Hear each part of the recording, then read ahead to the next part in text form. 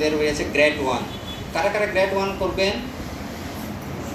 আমাদের শিক্ষা কিন্তু থেমে থাকলে হবে না, করতে হবে, এগিয়ে যেতে হবে, ঠিক আছে? তো এই সার্টিফিকেট, ইসকনের এই সার্টিফিকেট আপনার কি কাজে আসবে? যদি ভবিষ্যতে কোনো হাই স্কুলের টিচার হন, ধর্মীয় টিচার হন, তাহলে এই স্বায়ত্তশাসিত কোর্স, গ্রেড 1-এর সার্টিফিকেট, এগুলো অ্যাড করলে আপনার চাকরি কি হতে পারে? খুব তাড়াতাড়ি হয়ে যেতে পারে। আরেকটা বিষয়, যদি আপনি বহির্বিশ্বে কোথাও যান, হয়তো ইউরোপে, কানাডাতে, আমেরিকাতে, সেখানে যান, যদি দেখান যে আমি ইসকন থেকে এই কোর্স করে এসেছি, তখন আপনার ওখানে মন্দিরের একটু সেবা বা সেখানের সাথে পরিচিত হওয়ার সুযোগটা খুব তাড়াতাড়ি কি করবেন? লাভ করবেন, ঠিক আছে? অনেকে মনে করে এই সার্টিফিকেট দিয়ে আমার কী করবো? না, এই সার্টিফিকেটের অনেক কি আছে, হ্যাঁ, অনেক গুরুত্ব আছে। তবে এগুলো যত্ন করে কি করতে হবে? রাখতে হবে, ঠিক আছে? আর আমাদের এই যে শিক্ষা ব্যবস্থা, এখানে থেমে থাকলে হবে না, ধাপে ধাপে ধাপে ধাপে কি করতে হবে? অগ্রসর করতে হবে। আর এই জ্ঞান লাভ করার মেন উদ্দেশ্যটা কি? মেন উদ্দেশ্যটাকে হচ্ছে ভগবানের প্রতি আমাদের ভক্তি যেন স্বাভাবিকভাবে আমরা লাভ করতে পারি, সেই দিকে দাবিতে হবে। বিশেষ করে ভগবদ্গীতার 2টা অন্তিম শ্লোক আছে, মন মনাভব মদ ভক্ত মজ্জাজিমান নমস্কুরু মামে বৈশেষ সত্যন্তে প্রতি জানে প্রিয় হসিমে। আরেকটা বিখ্যাত শ্লোকে, সর্বধর্মাং পরিত্যাজ্যং মামেকং শরণং ভজ অহং তাম সর্বপাপেভ্যো মুখ্যস্বামী মা শুচ। তো আমাদের অতিরিক্ত পড়াশোনা করে জ্ঞানী হওয়া আমাদের লক্ষ্য না। আমাদের মেন লক্ষ্য হচ্ছে ভগবানের প্রতি নির্মল ভক্তিটা হৃদয়ে যে জাত আছে, হৃদয়ে আছে, সেটাকে কি করা? জাগ্রত করা, ঠিক আছে?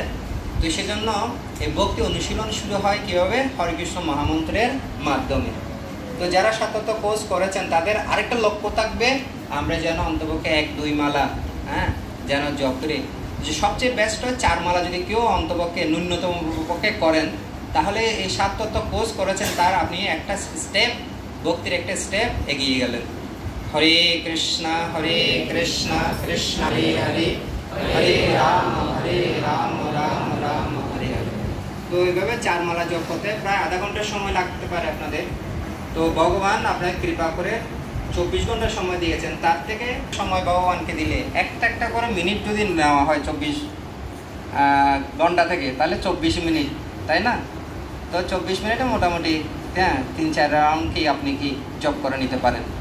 তো এইভাবে সময় দেওয়ার ফলে আপনি এই যে গীতার জ্ঞানটা বুঝতে গেলে আপনার কি দরকার? যেমন আমরা খাবার যখন গ্রহণ করি, খাবারের বিশেষ করে বদহজম যখন হয়ে যায়, তখন ইনু খাই না? ইনু খেলে আবার কি হয়? তো হরেকৃষ্ণ মহামন্ত্র হচ্ছে ইনুর মতো কাজ করবে। আর ভগবদ্গীতা হচ্ছে এটা একটা ভারী জিনিস, এটা যদি আমি ডাইজেস্ট করতে যাই, তাহলে হরেকৃষ্ণ মহামন্ত্র লাগবে। আর হরেকৃষ্ণ মহামন্ত্র এটা যদি ভালো করে বুঝতে যায়, তাহলে গীতা পড়তে হবে, ঠিক আছে? আমি তো বলছি যে কত মাত্র আধা ঘন্টা, ঠিক আছে? কৃষ্ণ গীতায় সে আধা ঘন্টা বলছে না, আরও বেশি।